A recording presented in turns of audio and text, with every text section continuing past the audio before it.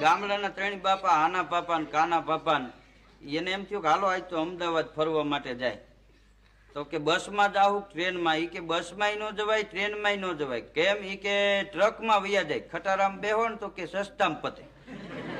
તે રોડ ઉપર ઉભા રહ્યા ને એમાં એક ખટારો નીકળ્યો, તે આમ હાથ કર્યો એટલે ઉભો રાખ્યો કે અમદાવાદ જવું છે, બેહી જાવ 10-10 રૂપિયા. એ ત્રણેય બેહી ગયા. ટ્રક ઉભો તો બેઠા ને ટ્રક હાલતો કર્યો, ડ્રાઈવરે 2-3 વાર ગેર બદલાયો હતો. આના પાપાએ કાના પાપાને ઠોવો માર્યો કે આ જુવાન આ બળીકો કાઢી નાખવા માગે છે, આનાથી નીકળશે નહીં. આ એવી વાતો કર્યા. આવે એમાં અમદાવાદ પેલા રસ્તામાં હોટલે ખટારો ઉભો રાખ્યો. ડ્રાઈવર કે હાલો બાપા જમવા. ઈ કે તું જમ્યા? અમે તો ઘીરે શિરામણ કરીને આવ્યા છે. તું જમતો આવતા અમે એક તારું કામ કરી દઉં. ડ્રાઈવર ને એમ કે આ લોકો કઈ ગાપો મારી દે ને કાચ સાફ કરશે ને એવું કઈ કરશે. એ તો જમવા ગયો. જમવા ગયા પછી ત્રણેય બાપા ચોટ્યા. એ ડુંગળી ઉપાડે, મૂરો ઉપાડે એમ ડિપ્રેશન માંથી ગેર કાઢીને મૂકી દીધું એક ભાઈ.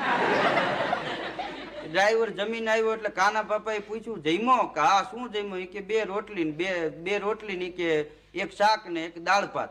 ઈ કે દાળ ભાત ખાય એનાથી દીકરા બળીકા ન નીકળે. ત્યારનો મહેનત કરતો હતો ને જો આ કાઢીને મૂકી દીધું.